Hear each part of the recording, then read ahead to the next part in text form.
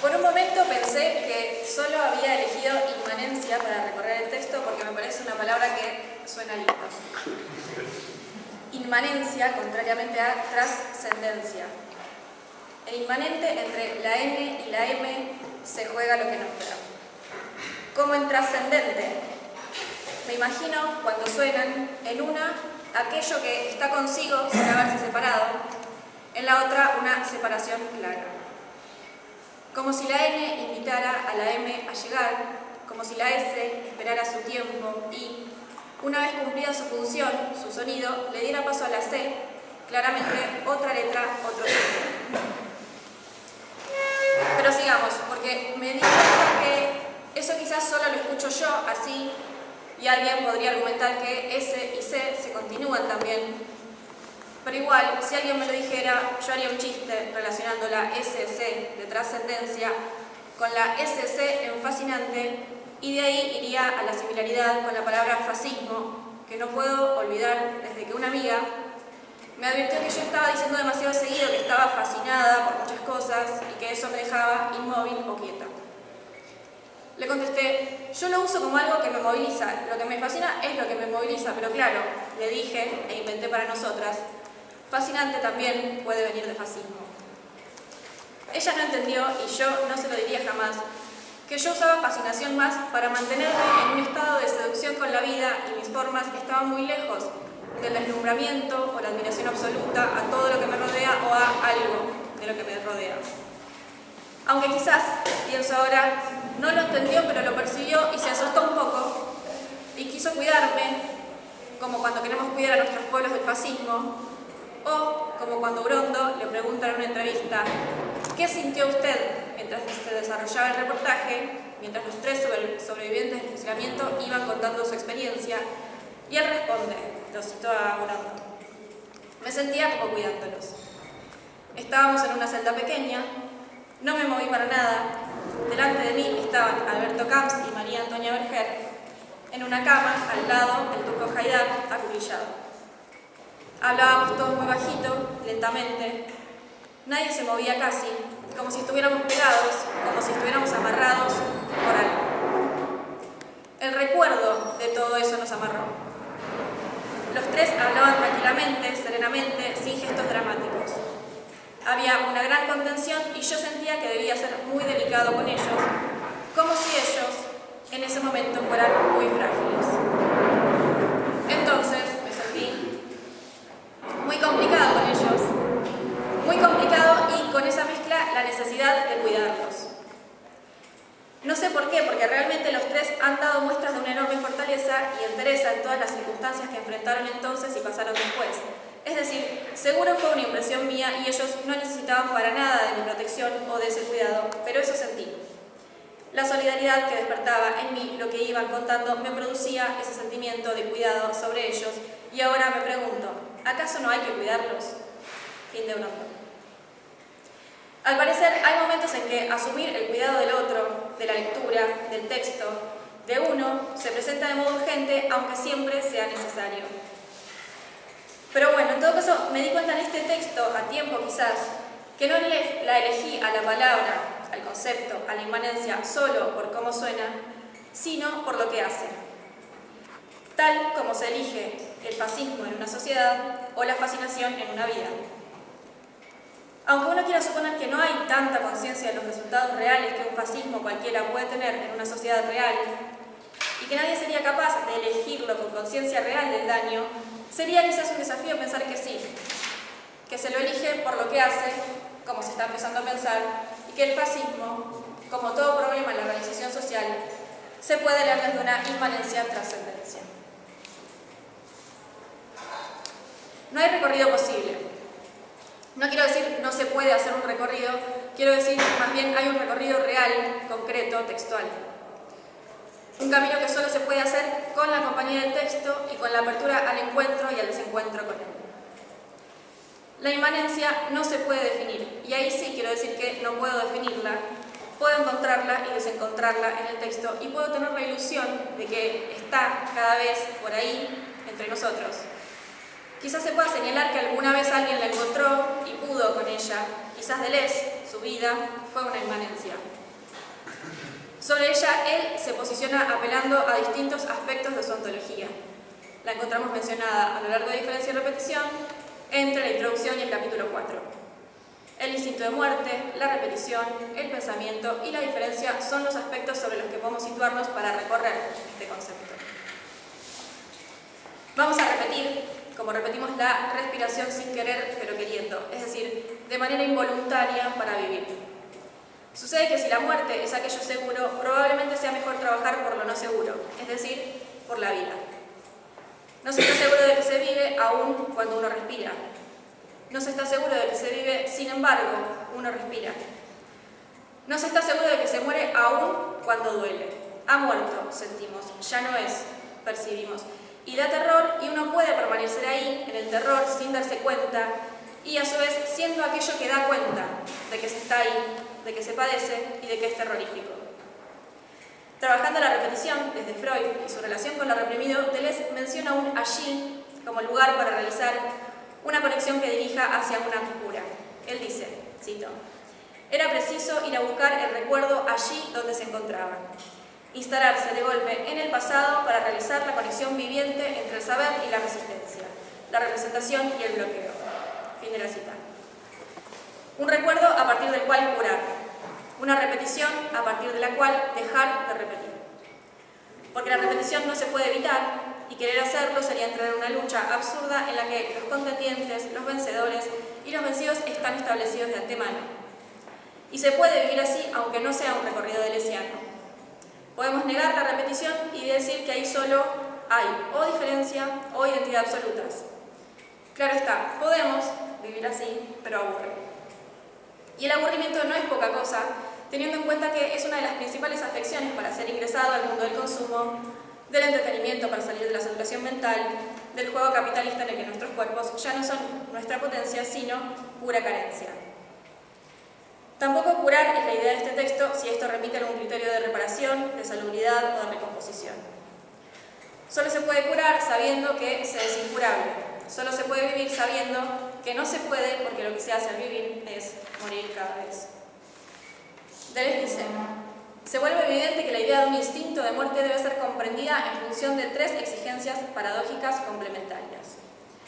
Dar a la repetición un principio original positivo, pero también una potencia autónoma de disfraz, y por último, un sentido inmanente en que el terror se mezcla estrechamente con el movimiento de la selección y de la libertad.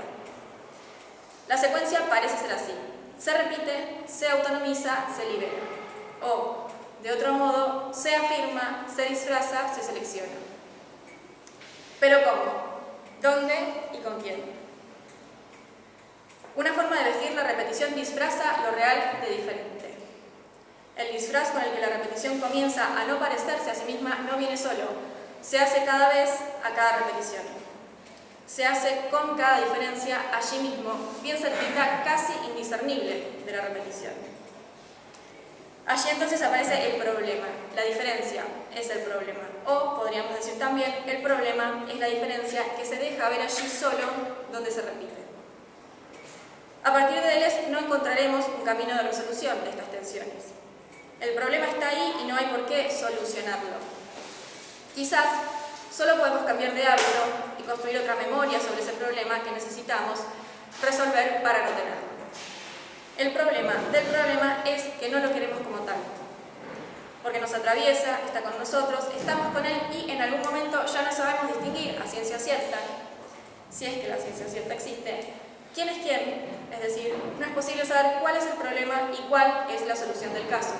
Y, más importante aún, no sabemos distinguir qué haríamos una vez que el problema se haya resuelto. Problema y solución están juntos y no pueden no estarlo. La separación entre ellos es una muerte negativa, si es que eso se puede decir. Una posibilidad real frente al problema es resistirse, como si fuera una cosa externa que viene a dañarnos, a sacarnos de nuestro yo pienso, a romper algo que no queremos que se rompa porque así se está bien.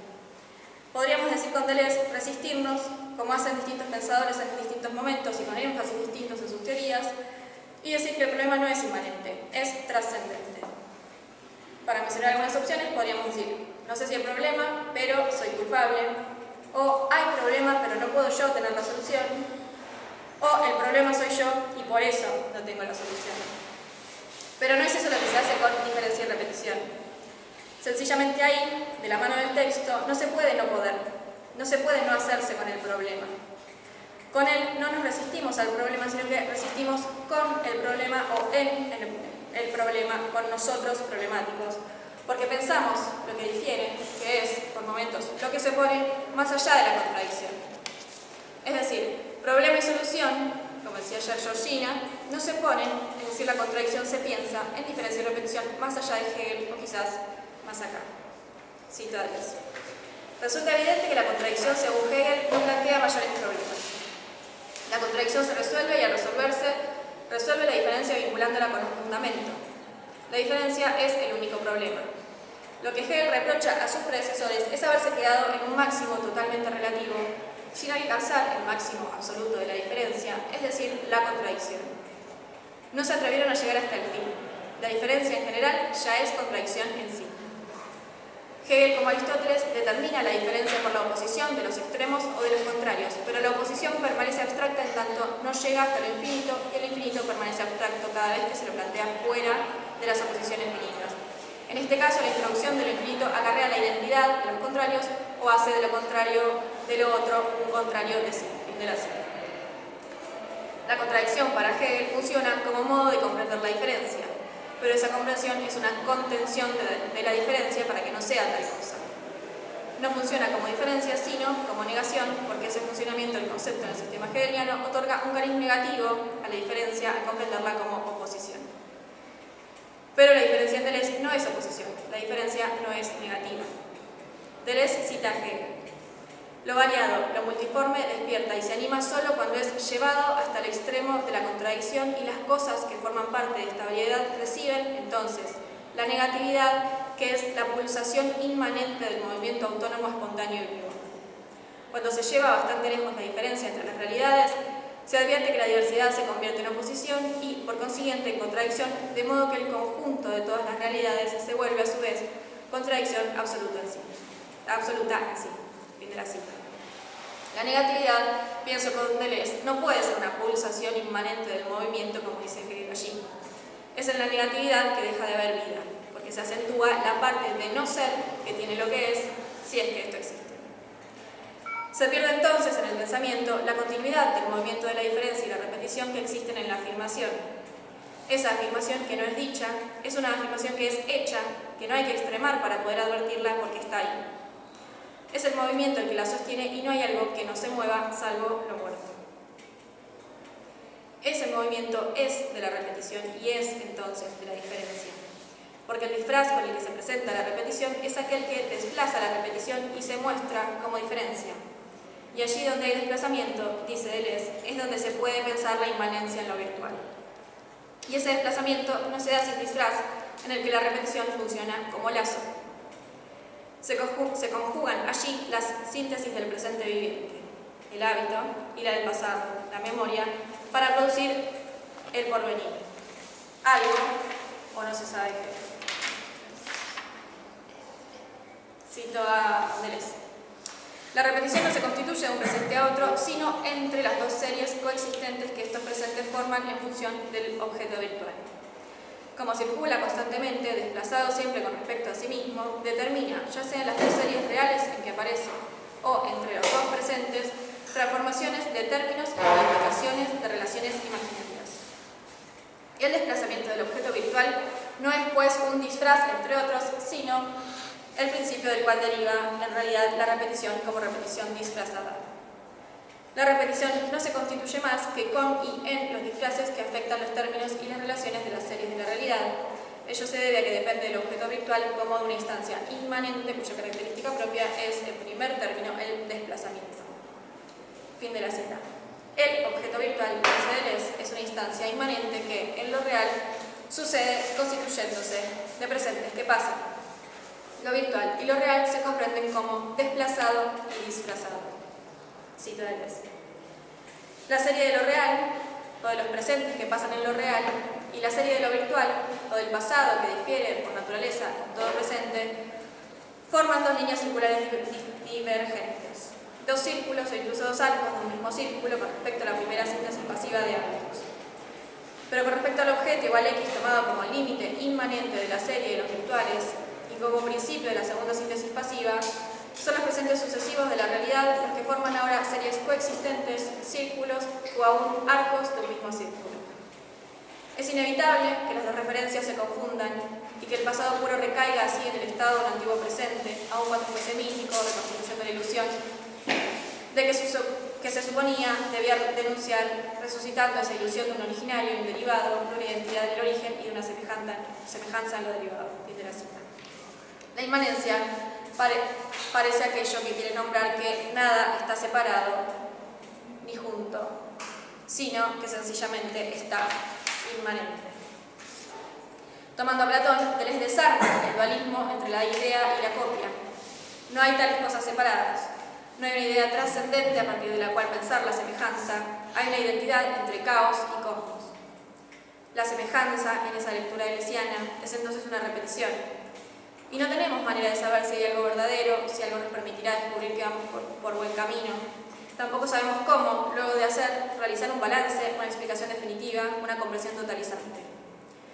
Solo sabemos que repetimos y diferimos y que no podemos determinar cuándo es una y cuándo es otra. Eso es obra, pienso, de la selección. ¿Es mi tristeza una repetición o una diferencia respecto de la tristeza de quien no puede sonreír durante un viaje en subte en Arambico, de la de quien busca trabajo y no consigue, de la de quien no sabe si su hijo ha muerto o ha sido asesinado, de la de quien no sabe si puede amar o no? ¿Es la misma alegría la de la sensación de haber entendido un concepto filosófico, la de haber encontrado un amor correspondido, la de encontrarse disfrutando un vino, una música, un silencio? ¿Y cuál es el problema si son repeticiones? ¿Y cuál es el problema si son diferencias? ¿Hay algo importante en la distinción entre diferencia y repetición cuando se entienden así, deleuzianamente? ¿Hay algo por hacer a partir de la identificación sobre cuál es el problema y cuál es la solución? Cito a Deleuze. Un problema no existe fuera de sus soluciones, pero lejos de desaparecer, insiste y persiste en esas soluciones que lo recubren. Un problema se determina al mismo tiempo que se resuelve, pero su determinación no se confunde con la solución. Los dos elementos difieren por naturaleza y la determinación es como la génesis de la solución concomitante. En relación con sus soluciones, el problema es trascendente e inmanente a la vez. Trascendente porque consiste en un sistema de lazos ideales o de relaciones diferenciales entre elementos genéticos. Inmanente porque esos lazos o relaciones se encarnan en las relaciones actuales que no se le asemejan y que se definen por el campo de solución. Pero si es verdad que al principio lo dialéctico son los problemas y los científicos sus soluciones, debemos hacer una distinción más completa. El problema como instancia trascendente, el campo simbólico donde se expresan las condiciones del problema en su movimiento de inmanencia, el campo de resolubilidad científica donde se encarna el problema y en función del cual se define el simbolismo precedente. Solo una teoría general del problema y de la síntesis ideal correspondiente podrá precisar la relación entre esos elementos. Fin de la cita. El problema entonces es que quizás cada situación es a la vez problema y solución, y no necesariamente lo parece. ¿Acaso una solución no debe resolver el problema? ¿Acaso esta sensación de intranquilidad, de desasosiego, de incomodidad puede ser pensada como una solución? La inmanencia, podemos decir, no es indiferencia, es el hecho concreto del encuentro desencontrado y del desencuentro que encontramos cada vez. La solución, en este sentido, es definitivamente una desilusión. Y la inmanencia no deja de presentarse entre, no para no definirse, sino para mostrarse como aquello que estamos cada vez decidiendo, actual. Siempre actual. Cito a Deleuze. La complementariedad de los dos aspectos no suprime su diferencia de naturaleza. Por el contrario, y si la especificación de los puntos ya muestra la inmanencia necesaria del problema a la solución, su compromiso en la solución que lo recubre y la existencia y la distribución manifiestan la trascendencia del problema y su papel rector en la organización de las soluciones mismas. Fin de la cita. Hay un compromiso, dice Deleuze, en la solución que lo recubre. Porque lo que vemos, lo que sufrimos, lo que disfrutamos, disfrutamos es trascendencia del problema, está separado. Pero la separación, ahí, a mí me gusta recorrerla así. Está separado porque es ahí donde te fuerza a pensar. Pero no es ahí donde el forzamiento del pensamiento tiene que dirigirse para asumir de otro modo ese problema-solución. Yo creo que la inmanencia nombra de tal modo el vínculo problema-solución que hay un salto. Hay inmanencias, podría decir. Como cuando uno tiene piel o no la tiene con alguien o algo. No se puede hacer nada para enlazar eso, porque eso está separado. Vos sos un problema-solución y yo otro. El capitalismo es un problema-solución, la revolución otro, el socialismo otro, el peronismo otro. Hay diferencia porque hay distancia discontinua entre uno y otro. Hay a veces diferencias tan abismales que no nos dejan siquiera mirarnos a los ojos. Quizás por respeto, quizás por odio. Pero insisto en que es una decisión. Con la inmanencia se puede ser individualista, aunque también se pueden hacer muchas otras cosas. Y esa es la riqueza de la ontología de Deleuze para mí. Hay un modo de problematizar lo que hay, que te permite pensar que hay otras cosas también, no que faltan, que las hay. Y para eso hay que asumir, entre otras cosas, la individuación que señalaba Bourdieu. Y se puede, sí, se puede, el individualismo, así. Y sabemos que también se puede otra cosa, y, aunque duela que no sea, no habría que quedarse ahí con Deleuze, porque eso es romanticismo, no es Deleuze. Hay que hacer con eso, no abandonar el concepto. Cito a Deleuze. Lo virtual es el carácter de la idea, es a partir de esta realidad que se produce la existencia y se produce conforme con un tiempo y con un espacio inmanentes a la idea. Fin de la cita. Toda realidad tiene vínculo con la idea. No somos nosotros los que no llegamos a la idea correcta que nos permitiría salvarnos del círculo de crisis en los países tercermundistas, del momento de derechas latinoamericanas o del peronismo como repetición que se disfraza cada vez quizás para diferir y estar a la altura de los acontecimientos. Pero sí somos nosotros, habría que estar atentos, a los tiempos y los espacios. Muchas veces no estamos a la altura, quizás casi nunca, y quizás eso es un problema un poco más concreto. Cito a Deleuze. Conforme a las tesis generales de Lautmann, el problema tiene tres aspectos. Su diferencia de naturaleza con las soluciones, su trascendencia en relación con las soluciones que genera a partir de sus propias condiciones determinantes, su inmanencia a las soluciones que lo recubren, estando el problema mejor resuelto cuanto más se determina, las relaciones ideales constitutivas de la idea problemática, dialéctica, se encarnan aquí en las relaciones reales constituidas por las teorías matemáticas y traídas como solución a los problemas. Fin de la cita. Tal como toma Deleuze de Lautmann, el problema difiere de naturaleza con las soluciones. Hay una relación de trascendencia entre problema y solución, hay una inmanencia entre problema y solución, en la que la palabra que usa Deleuze es recubrir. Las soluciones recubren el problema y acá resuenan las repeticiones que se visten para diferir, para existir. Entonces se posiciona el problema aquí no solo como aquello que está siempre, como la repetición, sino como aquello sobre lo que se actúa para dar cuenta que se está y de que se está posicionado frente a eso. Cito a Deleuze. Los problemas siempre son dialécticos. La dialéctica no tiene otro sentido. Los problemas tampoco tienen otro sentido.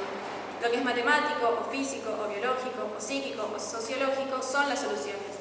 Pero es cierto, por una parte, que la naturaleza de las soluciones no emite en la dialéctica misma órdenes diferentes de problemas.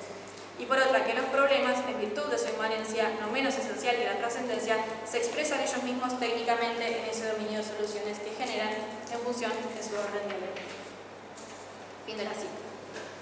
Para terminar, menciono algunas preguntas que se me presentan en este recorrido colectivo que hacemos en Deleuziano. ¿Cómo leer a Deleuze en diferencia y repetición sin leer las propias preguntas, envolverse con los propios problemas, enroscarse con los conceptos complejos? ¿Cómo encontrarse con el pensamiento de otro cuando se lee a Deleuze y no creer a cada paso que ahí está también el pensamiento de uno? ¿Cómo amar a Deleuze sin amarrarlo, sujetarlo, hacerlo propio? ¿Cómo encontrarse con él y no ponerse a sí mismo ahí, como encima, para poder conversar con su filosofía y no producir un vínculo de consumo con él? Y a su vez, ¿por qué hacerlo si en verdad hay que moverse de algún modo para hacer del otro, otro para mí, otro conmigo, otro para nosotros? ¿No es acaso eso el enlace con lo diferente? ¿No es acaso dejarlo ahí como otro lo que nos haría indiferentes a su lectura? ¿No es en verdad esta lectura, vuelta a escritura en estas jornadas, un movimiento con él? ¿No es esto actualmente dejar de consumir, es decir, dejar de usar, para pasar a consumar, es decir, hacer? Reitero la inmanencia de todas estas acciones por medio de una frase de diferencia y repetición que ya dije en este texto y que ahora saco de contexto aún más. Es inevitable que las dos referencias se confundan.